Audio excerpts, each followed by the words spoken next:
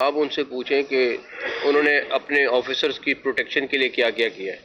اگر وہ تو گاڑیاں لینے سے بھی انکاری ہو جاتے ہیں اور کہتے ہیں کہ نہیں ضرورت ہے، کیا ان لوگوں کو جن کو گاڑیاں دینی تھی دے دی ہیں؟ صرف یہ پوچھ لیں ان سے، ان کی کارکردگی پوچھ لیں، آپ کو جواب مل جائے گا. اس قسم کا لا اینڈ آرڈر آئے گا تو پھر ان کو اسی سے حساب سے نبڑ لیں گے. پہلے بھی کافی دفعہ اب تو پریکٹس ہو گئی نبڑنے کی. بس میرا کام تو دوسرا والا مذاکرات جن کا کام وہ کریں گے. مرحوم مغفور جناب مولانا فضل رحیم صاحب کے ساتھ جو ایک نہ صرف ایک روحانی نسبت تھی بلکہ میں یہ سمجھتا ہوں کہ ان کے ساتھ ایک درینہ ایک خاندانی تعلق بھی تھا، اور ان کے خاندان کے ساتھ جامعہ اشرفیہ کے منتظمین کے ساتھ آج ہم تعزیت کا اظہار کرنے آئے ہیں. اور ابھی ہم نے فاتحہ کی ہے کہ اللہ تعالیٰ مولانا فضل رحیم صاحب کے درجات بلند عطا فرمائیں اور ان کو جنت الفردوس میں جگہ عطا فرمائیں اور اعلیٰ مقام نصیب فرمائیں. ان کی دین کے لیے خدمات، اس ملک کے لیے خدمات، وہ ہمیشہ سنہری حروف میں لکھی جائیں گی. اور ہم سب کا یہ دعویٰ ہے کہ ہمارا ان سے ایک بڑا قریبی تعلق تھا، اور وہ ہمیشہ ہمارے سے بڑی شفقت کا معاملہ کرتے تھے، اور وہ ایک بہت بڑی لیگیسی اپنی چھوڑ کے گئے ہیں. اور اس جامعہ کو ماڈرنائز کرنے کے حوالے سے، یہاں کے جو طلباء ہیں ان کی دیکھ بھال کے حوالے سے میں سمجھتا ہوں کہ وہ نہ صرف ایک بہت بہترین طریقے سے ایک جدید نظام یہاں پہ متعارف کروا کے گئے، بلکہ دین کے لیے جو ان کی خدمات ہیں پورے پاکستان میں، پوری دنیا میں اس کا اعتراف کیا جاتا ہے. تو اللہ تعالیٰ سے دعا ہے کہ اللہ تعالیٰ ان کو جنت الفردوس میں اعلیٰ مقام نصیب فرمائے. بسم اللہ الرحمن الرحیم.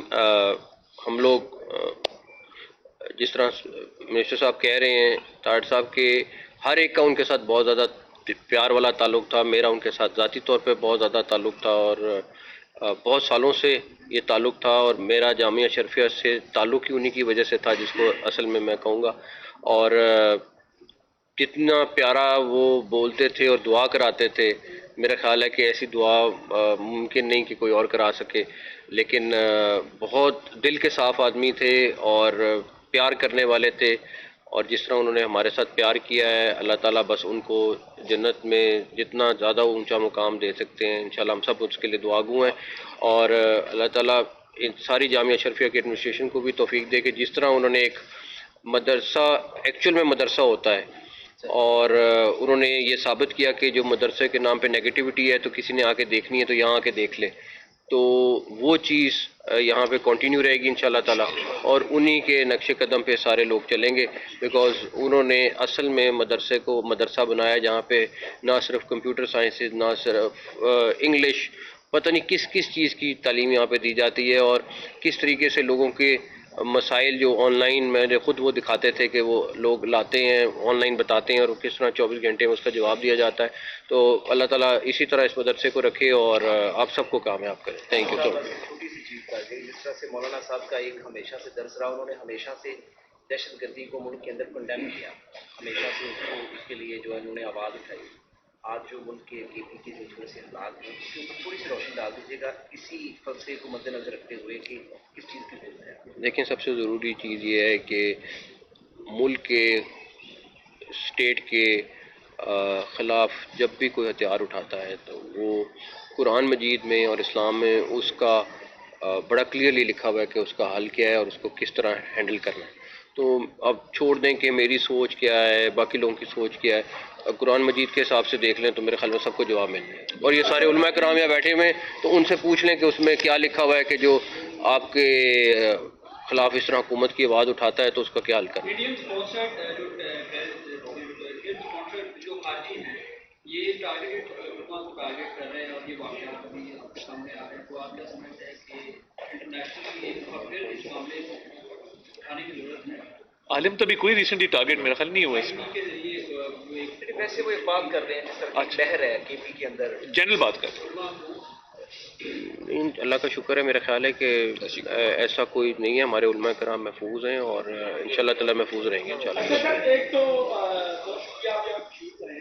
میرا ایک سوال ہے آپ سے کہ کے پی کے وزیر اعلیٰ وہ پہلے لاہور ہے، اب وہ کراچی جا رہے ہیں.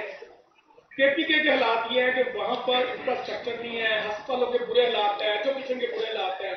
تو آپ کیا سمجھتے ہیں کہ ایک صوبے کے وزیر اعلیٰ کو وزیر داخلہ ہے، ایک صوبے کے وزیر اعلیٰ کو اپنے صوبے میں کیا حل ادا کرنا چاہیے؟ آپ ان سے پوچھیں کہ انہوں نے اپنے آفیسرز کی پروٹیکشن کے لیے کیا کیا کیا ہے. اگر وہ تو گاڑیاں لینے سے بھی انکاری ہو جاتے ہیں اور کہتے ہیں کہ نہیں ضرورت ہے. کیا ان لوگوں کو جن کو گاڑیاں دینی تھی دے دی ہیں؟ صرف یہ پوچھ لیں ان سے، ان کی کارکردگی پوچھ لیں، آپ کو جواب مل جائے گا. طریقے محبت موومنٹ کے کچھ لوگ پنجاب میں سیکھ موومنٹ کے حوالے سے کہہ رہے ہیں کہ یہ آپ سے پوچھو. یہاں پنجاب سے اسٹارٹ کی جائے گی. سیکنڈ یہ ہے کہ اس وقت غربت کا لیول اتنا ہے کہ لوگ جو ظاہر ہے وہ بھی متاثر ہو رہا ہے. اس پر کیا کہیں گے؟ دیکھیے، ایک تو میکرو اکنامک انڈیکیٹرز اللہ کا شکر ادا کرنا چاہیے کہ ہم ڈیفالٹ کے دہانے سے اب دنیا کے جو مالیاتی ادارے ہیں انٹرنیشنل اور پاکستان کی معیشت کی تعریف کریں. ایمرجنگ اکانومی ہے، اسٹاک مارکیٹ دن بدن آپ دیکھ رہے ہیں وہ آگے بڑھ رہی ہے.